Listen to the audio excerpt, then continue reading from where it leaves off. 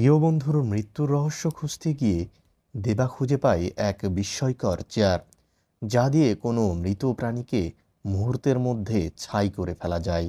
এরই মধ্য দিয়ে দেবা জড়িয়ে পড়ে সাগরের কোল ঘেঁষা এক ভয়ঙ্কর আন্ডারওয়ার্ল্ডের দুনিয়ায়, যার নেতৃত্বে সাইমন, যারা গোল্ড স্মাগলিংকে সামনে রেখে আড়ালে মানুষের দেহ থেকে হার্ট চুরি করে নেয়। হ্যালো এভরিওয়ান, কী অবস্থা সবার? আশা করি সবাই ভালো আছেন।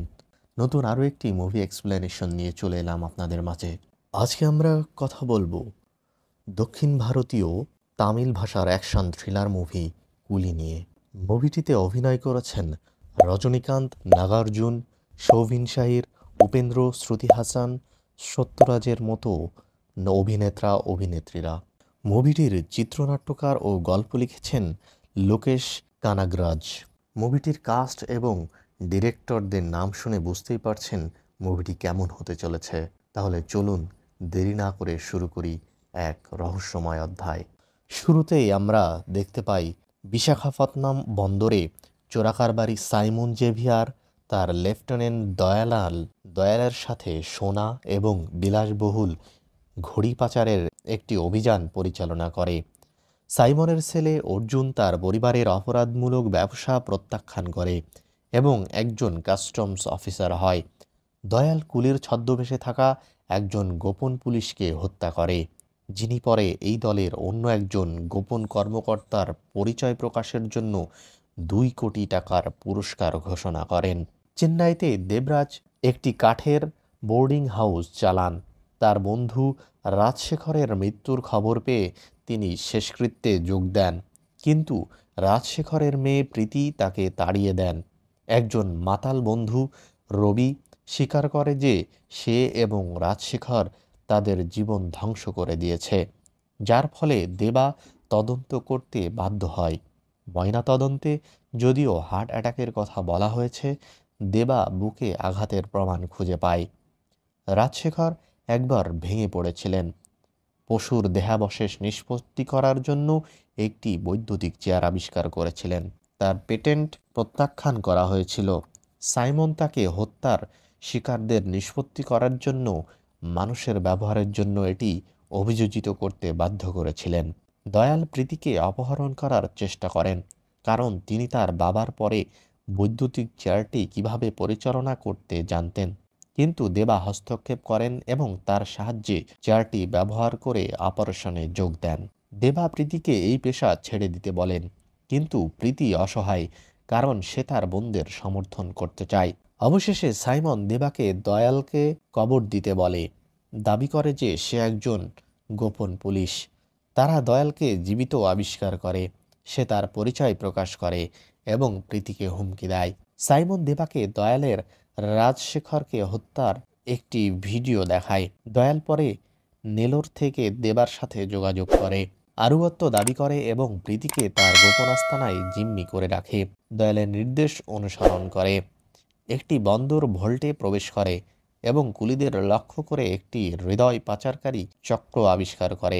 একটি আদেশ হলো অর্জুনকে হত্যা করা, কিন্তু দেবা তাকে ছেড়ে দেয় এবং তাকে তার প্রেমিকের সাথে নৌকায় পালিয়ে যেতে বলে।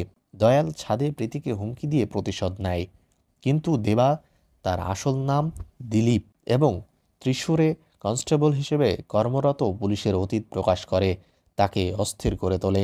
এরপর সে দয়ালের স্ত্রী কল্যাণীকে বন্দি করে, যে অর্জুনের প্রতারক প্রেমিকা বলে জানা যায়, এবং প্রীতির মুক্তি দাবি করে। কল্যাণী নিজেকে মুক্ত করে, রবিকে হত্যা করে এবং প্রকাশ করে যে সে এবং দয়াল গোপন সঙ্গী ছিল।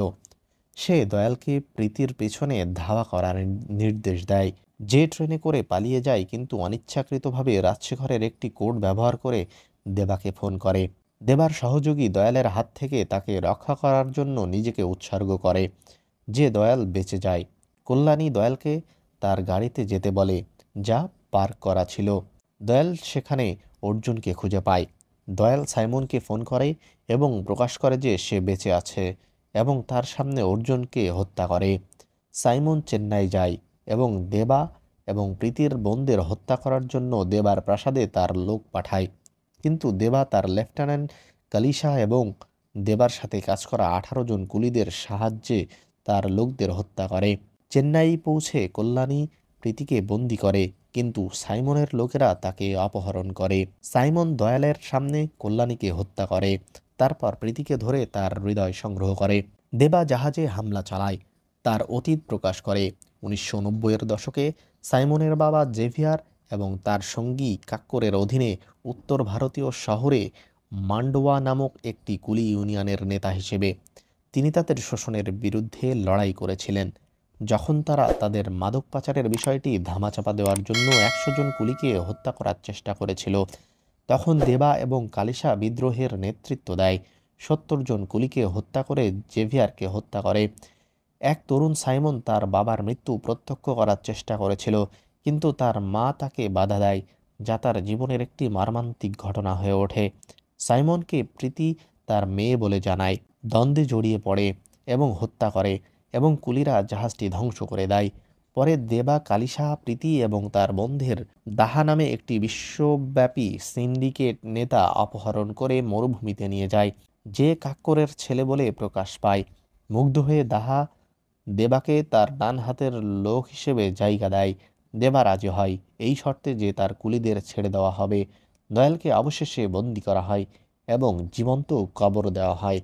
প্রীতি এবং তার বোনেরা বিদেশ চলে যায়, দেবাকে ক্ষমা করে দেয়, যদিও সে তার বাবা নাই। বিদায়ের সময় তাকে কাকা বলে ডাকে। এর মধ্য দিয়ে এই মুভিটি শেষ হয়ে যায়। কুলি মুভির গল্পটি আপনাদের কাছে কেমন লাগলো তা কমেন্টে জানাতে ভুলবেন না, এবং পরবর্তীতে আরও নতুন কোনো মুভির এক্সপ্লেনেশন পেতে আমাদের চ্যানেলটিতে সাবস্ক্রাইব করে পাশেই থাকুন। ধন্যবাদ।